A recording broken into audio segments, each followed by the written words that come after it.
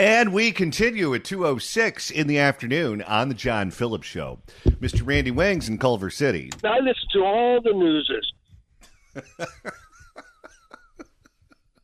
You made the wall, Paul. Please call back anytime. And make sure to listen in December. I listen to all the newses. I sent that whole call to everybody already. Maybe if we got nothing, we'll replay that at the end of the show. Oh, dear. 800-222-5222 is the telephone number, 1-800-222-5222. It is our pleasure to welcome our next guest to the program. He is the author of the book, A Watchman in the Night, available online at Amazon.com or in your favorite bookstore. He also has a brand new syndicated column out titled, Did Trump Get Rolled in Alaska? Cal Thomas, welcome. Hey, John. Nice to be with you again. Well, thanks so much for stopping by, and I can't wait to get your take on what happened at the meeting between Trump and Putin in the state of Alaska.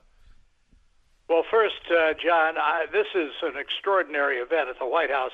I have never seen so many world leaders gather in one place in Washington since the funeral of John F. Kennedy in 1963. So the tableau, the view was great, but the real problem is, how will Putin react to this? Putin is an international war criminal. He kills civilians, including women and children, at will. He bombs civilian targets. He's lost tens of thousands of soldiers in what is a ground meat market and doesn't seem to care.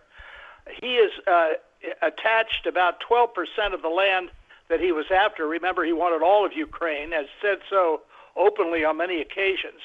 I don't see him giving up much. Now, Trump says that Putin has agreed to security arrangements for Ukraine, which most people take to mean lots of European troops and some American troops on the border to keep Putin from advancing further. But if you look at the record, as I write in my column tomorrow, Putin in his 25 years in office has violated every agreement, has broken every promise that he has made. He is an international pariah. He is wanted in a number of countries in the International Court in The Hague. I don't see how this is going to work out in the long run to the benefit of Ukraine and the people there. When FDR was president and Uncle Joe Stalin was running USSR, one of the things that FDR thought was, as someone who was a very skilled politician, been able to win a bunch of elections here in the United States, regarded as a bit of a charmer, that if he could just get some FaceTime with Uncle Joe, that he could bring Uncle Joe into the world community and talk some sense into him, and that the charm would go a long way. I think that there's a certain element of that that's at play right now with Trump, where Trump is a guy who wrote many books about making deals and sitting across that boardroom table from sharks and being able to understand the way they think and walk out of that room with a deal that both sides could live with. Do you see a little bit of FDR in Trump here? Well, I do, John, and I think you've touched on the exact problem. I remember what Margaret Thatcher once said, that we in the West make a mistake when we transpose our morality on those who don't share it. Now, all of these elected leaders sitting around the table at the White House today were all elected by their people. Putin is a dictator. Putin is a killer. These leaders, the French, the Italians, the Germans, the Finns, all the rest, they're not trying to occupy anybody else's territory. They're not attacking any other nation and killing innocent people. But that's what Putin is doing, and he plays by a whole different rule book. Now, Trump, as much as I admire him on many things, is conducting a foreign policy, as he does so many other things, based on personality. And Putin knows this, and that's why he's a big-time flatterer. He invited Trump to Moscow, and he spoke to him in English. I mean, all of this stuff plays into the narcissistic line that runs through Trump. And I think we're dealing, people have brought up the Munich business with Neville Chamberlain and Hitler. Oh, we'll just give him a little bit of we'll give him the Sudetenland, all those German-speaking people, and he won't want any more. Well, that's the classic example, and Putin is not going to be dissuaded. What is he going to give up? He hasn't talked about giving anything up, and yet all the talk is about what Ukraine is going to give up. That just invites more aggression on Putin's part. And not only Putin, but I mean, China's looking at this, North Korea's looking at this, what's left of Iran and its nuclear program is looking at this. Dictators can only be encouraged. But we'll see how it turns out. You know, Trump says he's going to call Putin after this meeting, and they may have a meeting with the three of them, Zelensky, Putin, and Trump. Won't that be interesting? One of the things that was said at this meeting was that had Trump been in the White House when Ukraine was invaded, that probably would not have happened. Do you think that's true? There's no way you can prove that. I mean, you know, I think Trump is right when he says that this was really Biden's war, because Biden, remember, said, well, it's just a little incursion, Russia invading Ukraine at the time, so he wasn't really going to bother with it. And that sent, of course, a message to Putin that he could do more, which is exactly what he did. And it's the same thing with the precipitous pullout of American troops from Afghanistan, a terrible foreign policy decision. And that was looked upon by our enemies as weakness, too. I mean, I hate to keep bringing up that great old line, but Ronald Reagan said, peace through strength. When you're strong, the bad guys aren't going to bully you. Well, yeah, no, that's very true. And if you look at this in a historical context, you go back to that debate between Barack Obama and Mitt Romney. And Mitt Romney was asked, who is the biggest threat to the globe right now? And he said Vladimir Putin. And not only did they treat him like he was the dumbest candidate in the race, they treated him like he was the dumbest person on planet Earth. Obama mocked him. All the people on mainstream media mocked him. The late night comics mocked him. He got skewered for saying that. It was almost as if he was Bob Dole referencing the Brooklyn Dodgers while campaigning in California. And they just didn't take Putin seriously at all. And if you look at when Crimea was taken, if you look at when Ukraine was invaded, all of this happened on the Democrats' watch. It didn't happen when Trump was in office between 2016 and 2020. It happened when Obama was there, and it happened when Biden was there. Yeah. Well, you're absolutely right. And, these dictators respect only one thing, and that's power.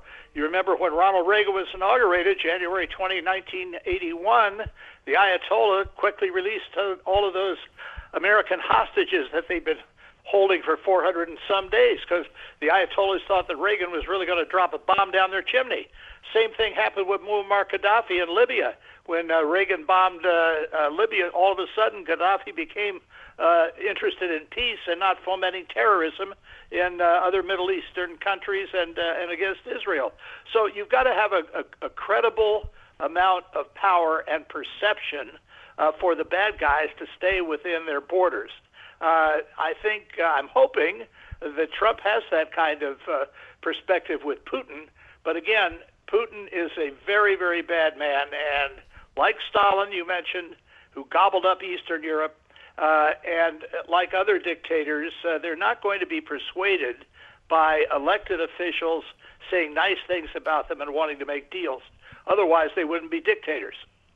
We're speaking with Cal Thomas, author of the book of Watchmen in the Night, available online at Amazon.com. Cal, let's switch gears here and talk American politics, because Gavin Newsom is now trying to redraw the congressional lines here in California to benefit the Democrats. A gerrymander where, I don't know if you've seen the map yet, it looks like something that, I don't know, someone who flunked out of geometry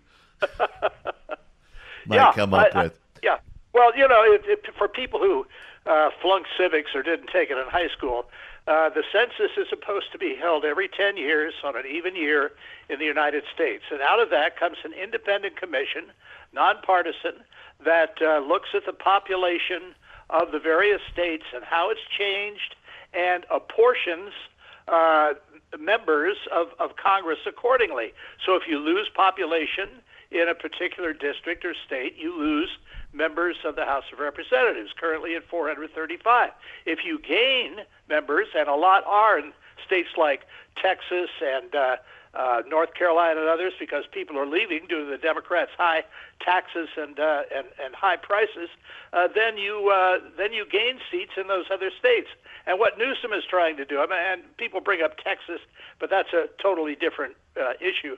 What Newsom is trying to do, even though I think I saw 40% of Californians in some of these districts voted for Trump, they are underrepresented proportionately based on their voting streak. So he's trying, even though California has turned into a Democratic state in terms of senators, the governor, and the state legislature, he's trying to guarantee an eternal victory for Democrats with no Republican representation at all. It really is unconstitutional, and I hope somebody files a lawsuit to overturn it. I've been covering Gavin Newsom for, almost 2 decades now. And we're all familiar with his personality at this point. This guy is a gentry class wine seller who grew up around the upper crust of San Francisco. The Getty family was extremely important in Gavin Newsom's career and his success. He speaks a certain way. He interacts with people a certain way. We know who Gavin Newsom is.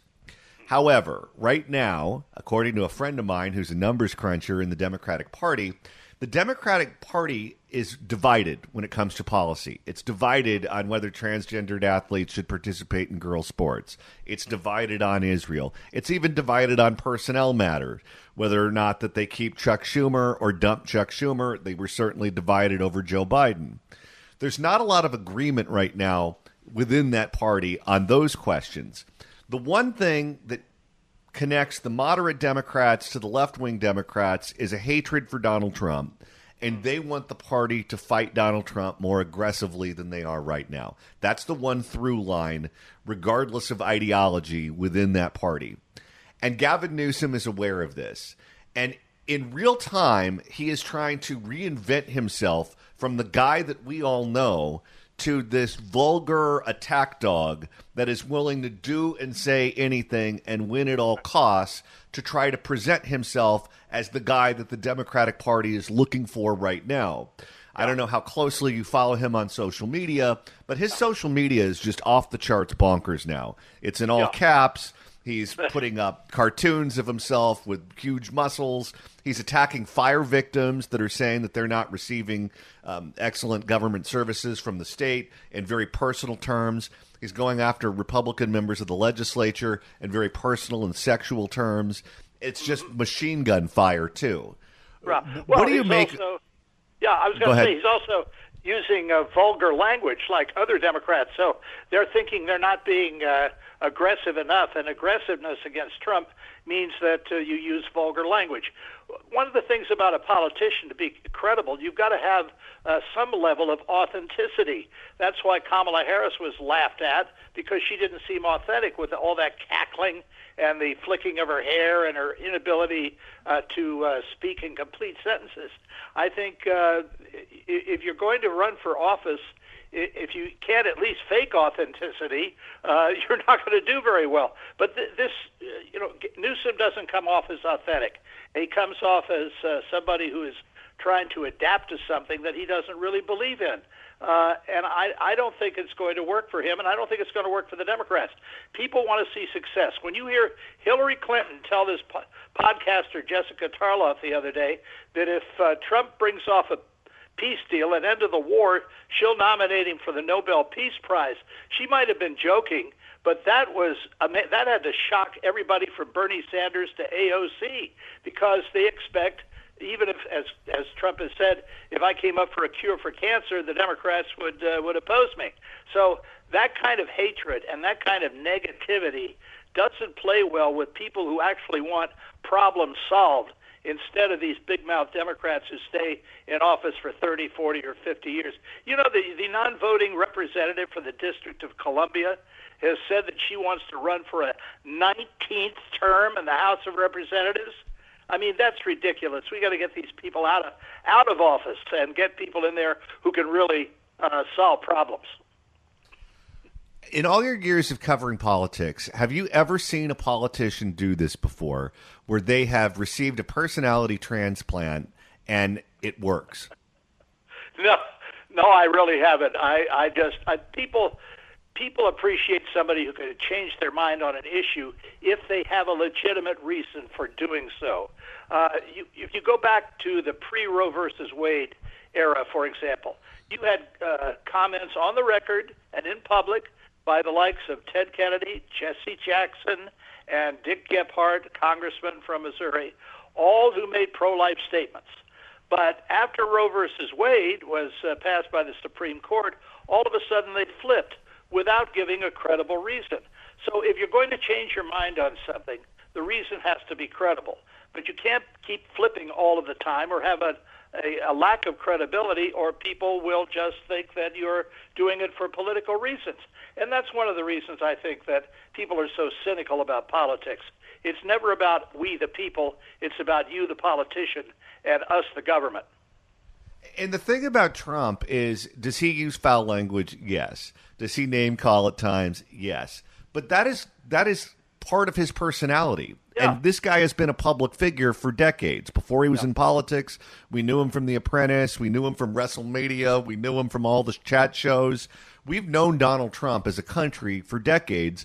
And his public persona as a politician is very consistent with the public persona that he had when he was a real estate developer and a television host and an actor and everything that he's done in the past. Jim Traficant, a guy I'm sure you covered for years, was another guy who fit that profile. But that was that was authentically who he was. Can you imagine if Jimmy Carter was looking at the polls and said, all right, I'm going to go out and start talking like Andrew Dice Clay now? Yeah. No one would believe him. That's the whole point, John. Authenticity. You may not like Trump's language sometimes. You may not like the way he puts down people, but he is who he is. And he's not hiding anything about himself. And people appreciate that. Even if they don't like the language, even if they don't like the putting down of others, they appreciate knowing who he is, and he's not going to change who he is. On the other hand, you mentioned Gavin Newsom, and there are others out there like him who is being inauthentic. He's trying to identify himself with what leaders of the Democrat Party want, that is, to do nothing except oppose Trump and everything that he does. That's not authentic. That's not who he really is. It's like going to the French Laundry in San Francisco during COVID, or Nancy Pelosi going into her hairdresser, getting the hairdresser to open it up just for her during COVID when people were being told not to associate. That wasn't credible, and I think people realize that and they see through it. Cal Thomas, author of the book A Watchman in the Night, available online at Amazon.com. And look out for his column that's appearing in a newspaper near you titled, Did Trump Get Rolled in Alaska? Cal Thomas, thanks so much for joining us. Always a pleasure, John. Thank you. Likewise. If you'd like to email the show, you can do so at johnnydon'tlikeshow@gmail.com. That's johnnydon'tlikeshow@gmail.com. We're still getting emails about that fight from the first hour. Second hour. Yes, that was second hour, yes. First hour for you because you were here a half hour late. That wasn't my fault.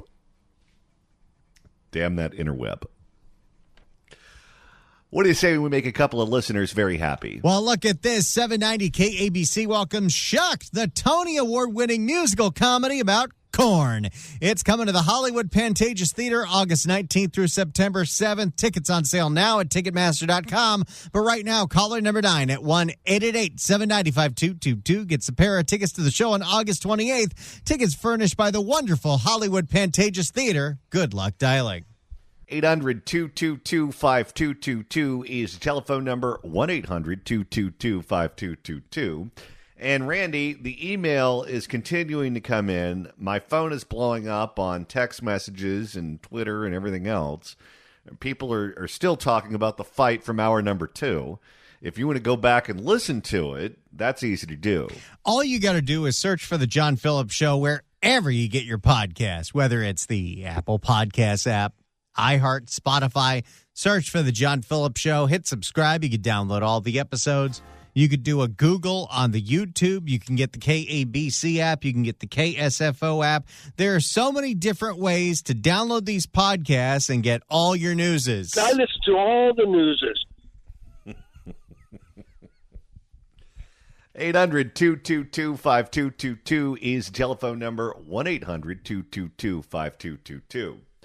Well, Barbara Ferrer, the L.A. County Department of Public Health head, spends a lot of her time handing out Narcan to drug addicts and trying to distribute clean needles and drug paraphernalia to people who are doing drugs out in public.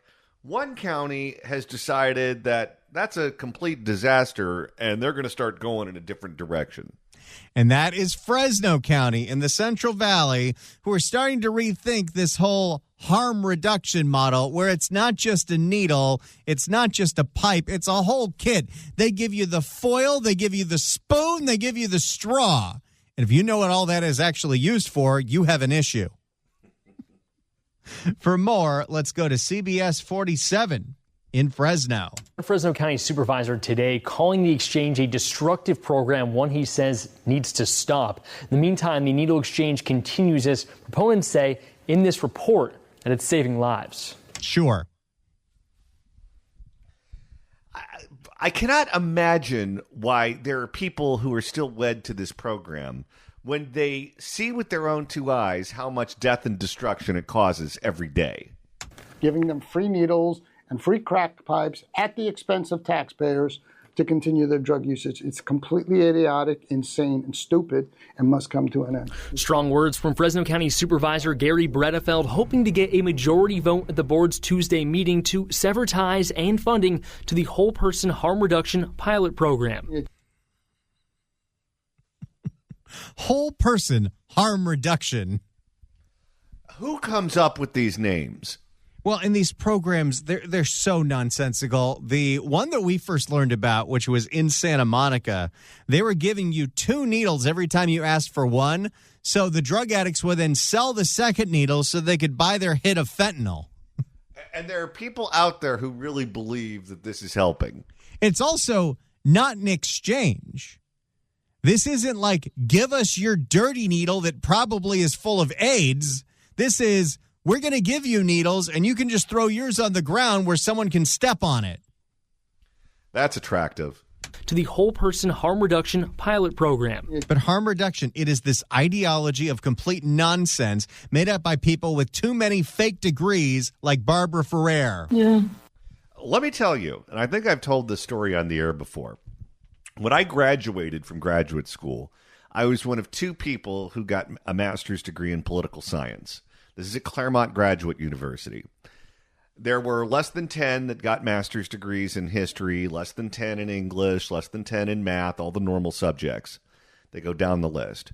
They got to public health, and that woman went on for like 30 minutes. And then they get to education, and she went on for like an hour. And then they went to psychology, and she went on for another 30 minutes. Basically, the government being the codependent for addicts. We are facilitating their drug usage. That's the first time I've ever heard it broken down like that, and I like it. We're the codependent ones as the government for constantly enabling this behavior. We are, and you have to acknowledge it to move on. We're the ones with the problem. We are facilitating their drug usage. We should be helping them end their drug usage, putting them in drug treatment programs. Nonprofit San Joaquin Valley Free Medical Clinic and Needle Exchange, receiving county funding for the pilot program, is up for a 5-year renewal if approved following a county presentation Tuesday. They use that one on PowerPoint? Next slide. Presentation showing how the program is benefiting users and maybe taxpayers, citing over $6 million in 2024 savings on medical care, including... How can you quantify that? You can't. They're just pulling numbers out of thin air.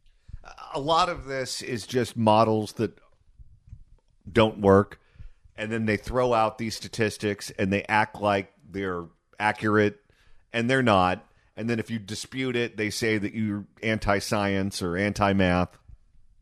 You can really look at this a few different ways, but by passing out the needles, by passing out the pipes, even passing out the Narcan, you could argue that, well, if you decided to stop those programs, the cost that person is costing the county is going to end one of two ways. One, they get picked up off the streets and have to get treated for their drug problem and then make something of their lives. Now they're not costing us any money. In fact, we're making money. Or B, they overdose, and then they're not costing us any money anymore. But right now what they want to do is they want to keep them drugged out of their minds, have the Narcan around to revive them, and just have them live in public spaces in misery. ER visits. It is a true fact now that the majority of overdose deaths that happen in San Francisco are inside single-room occupancy hotel rooms given to the homeless. And that's supposed to be progress? ER visits. How they came up with that number, they pulled it out of thin air. There's no data that proves anything they say. Program leaders unavailable for interview tell me they have the data and more, saying they believe they've been doing good, essential work. They have not. No. But they can't acknowledge that they failed because then they'd have to all find new jobs.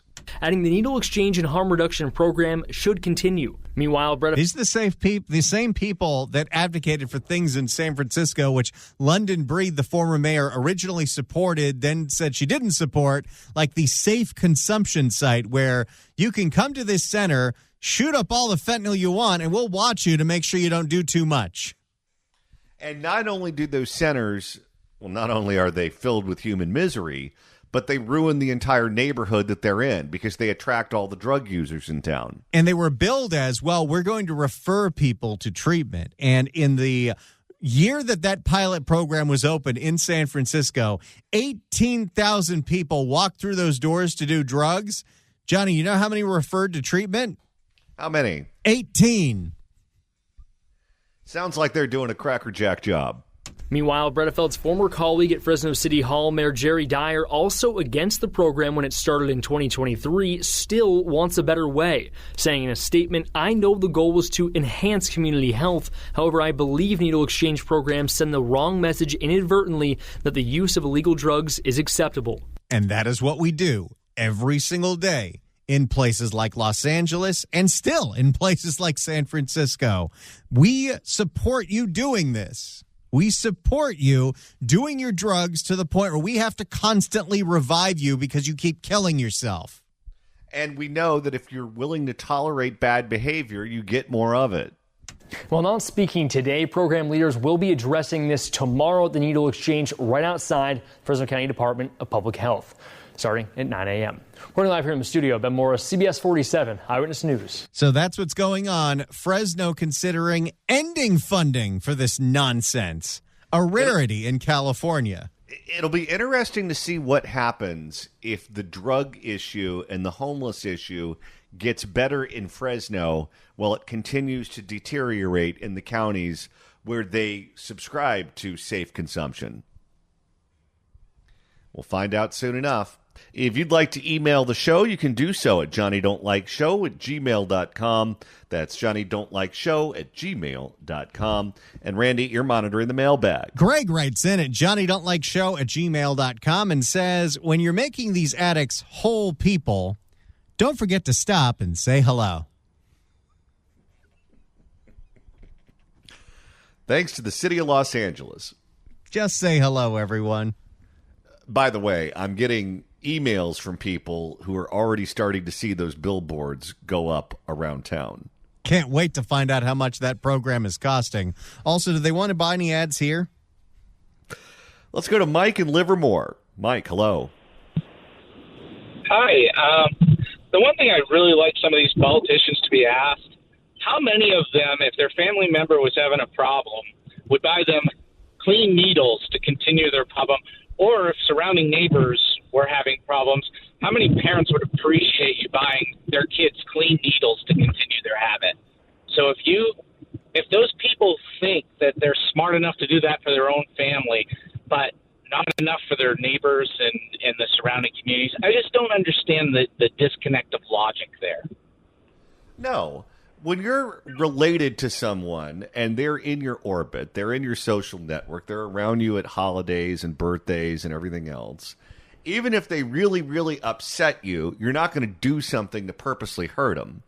I mean, there are plenty of relatives that I have that I don't care for.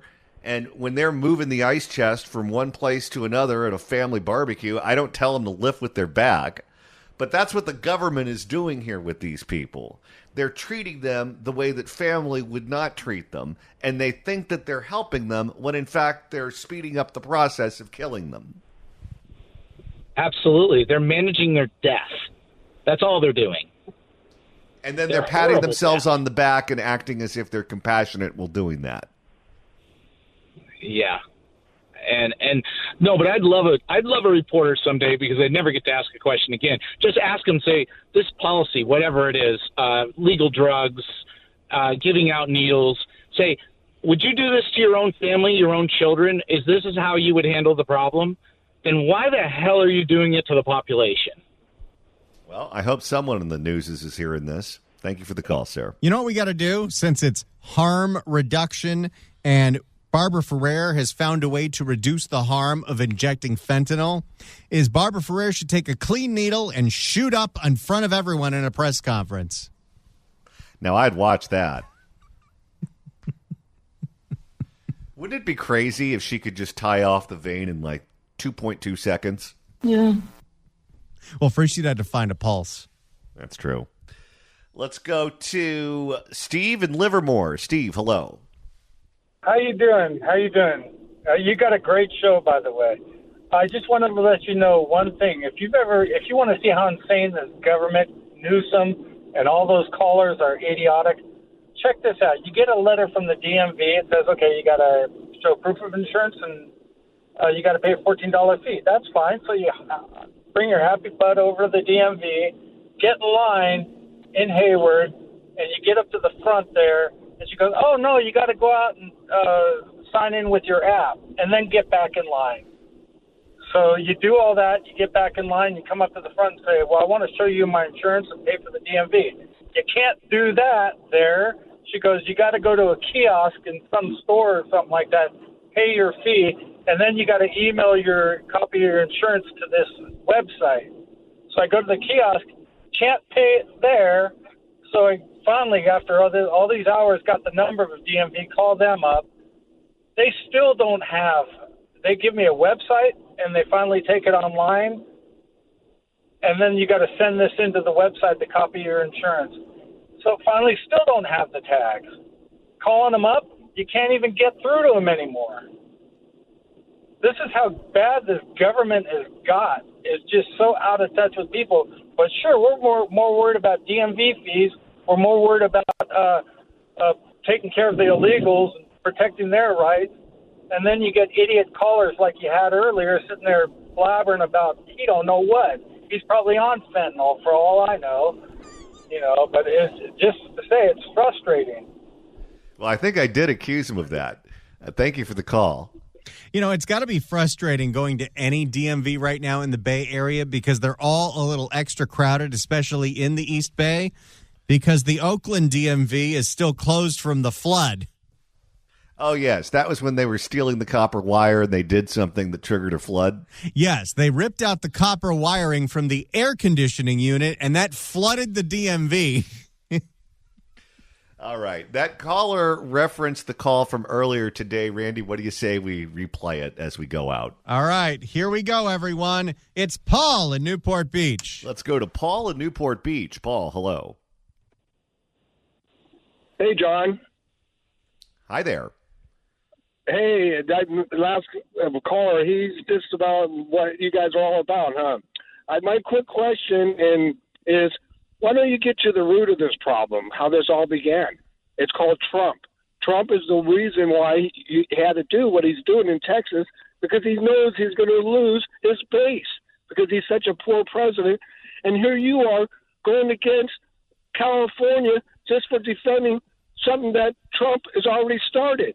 No other president in history has tried to do what he's doing now, trying to get Congress backed and save it before it even has happened. And here you are defending it. And Now, just what trying to about the accuse state of New York, sir? Newsom, you're just trying to accuse Newsom of thinking of this himself when he doesn't. Well, he is. But the president of the United States is the one that started this. Wait. What about New York, who was the first state to redraw their lines to benefit the Democrats? But not after the presidency. He's afraid of losing his house. No. Follow the timeline. What came first, New York or Texas? Timeline. What came You first? do not, John, you do not support the L.A. County people. No, You I know don't, that. because they've I don't wrecked this understand how county. you stand on the line, this radio station, as long as you have, you don't even deserve to be in L.A. You don't Now represent listen, the people. this state used to be incredibly well run. LA County used to be incredibly well run. People like you turned it into a toilet, and then you want everyone to shut up and not acknowledge what has happened here. The reality of the situation is this state used to be a shining city on the hill. It was the Golden State. Everyone from around the world wanted to come here. They wanted to come see the movie stars. They wanted to come see Hollywood. They wanted to come see the Golden Gate. And what happened? People like you turned it into a place that is an open-air prison where you have shampoo that is locked up behind bulletproof glass because it's being stolen on a daily basis. The homeless have taken over. Nobody learns anything at the public schools. None of us can buy insurance. The state is broke, and you want me to celebrate that? What kind of drugs are you on? And if you want to hear the rest of that, you're going to have to download the podcast. All right, that's going to do it for us today, but we'll be back tomorrow at noon for another edition of The John Phillips Show.